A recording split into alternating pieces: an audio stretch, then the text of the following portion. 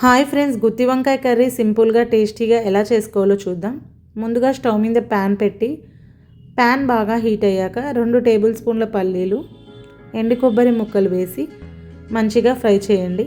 అవి బాగా ఫ్రై అయ్యాక ఇందులోనే 1/2 టేబుల్ స్పూన్ ధనియాలు, 1 టేబుల్ స్పూన్ జీరా, 2 టేబుల్ స్పూన్ల నువ్వులు, 2 టేబుల్ స్పూన్ల గసగసాలు వేసి వేయించి పక్కన పెట్టుకోండి. ఇప్పుడు స్టవ్ మీద ఇంకో ప్యాన్ పెట్టి ప్యాన్ బాగా హీట్ అయ్యాక 2 గంటల ఆయిల్ వేసి ముందుగా వంకాయల్ని 4 వైపులా ఇలా కట్ చేసుకొని ఉప్పు నీళ్ళలో వేసి పెట్టాను. వీటిని ఒక్కొక్కటిగా వేసి మూత పెట్టి వంకాయలు మంచిగా సాఫ్ట్గా ఫ్రై అయ్యేంత వరకు ఫ్రై అవ్వనివ్వండి. ఇప్పుడు మిక్సీ జార్లో ముందుగా వేయించి పెట్టుకున్న పల్లి, నువ్వులు, గసగసాల మిక్చర్ని వేసి అందులోనే 1 ఇంచు దాల్చిన చెక్క, 4 లవంగాలు, అల్లం, వెల్లుల్లి, 10 నుంచి 12 జీడిపప్పు ముక్కలు వేసి మూత పెట్టి మెత్తగా మిక్సీ పట్టండి. ఇవి బాగా మెత్తగా అయ్యాక ఇందులోనే 2 పచ్చిమిర్చి ముక్కలు,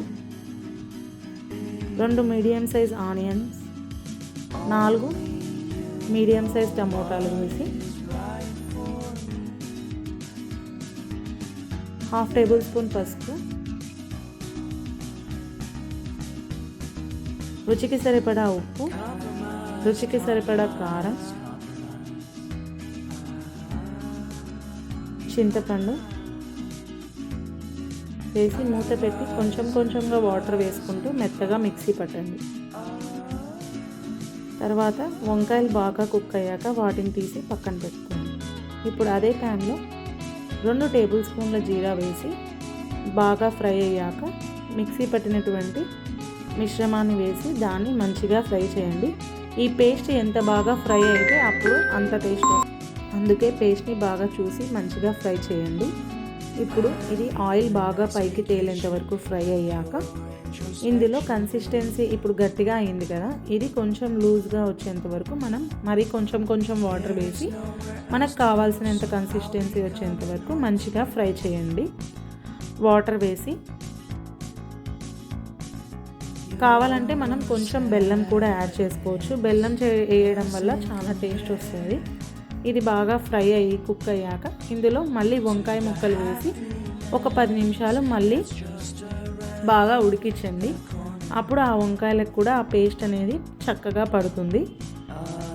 తర్వాత వంకాయలు బాగా ఫ్రై కుక్ అయ్యాక ఇట్లా పైకి ఆయిల్ వాటర్ తేలేంత వరకు మంచిగా కుక్ చేసుకోండి. తర్వాత మంచిగా కలిపేసి